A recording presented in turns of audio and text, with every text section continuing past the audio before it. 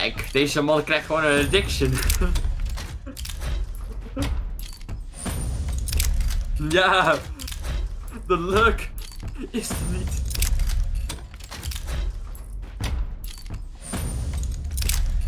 Oké, laat het even rollen. Laat het even rollen. Dat geeft je geluk.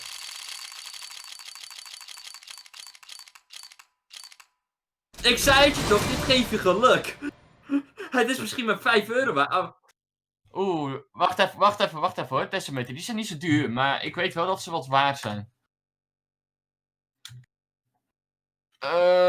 M41S, Testamenten 0.005, dat is double zero, dat is 10 euro. Als je die tetterkatten, oh. Oh.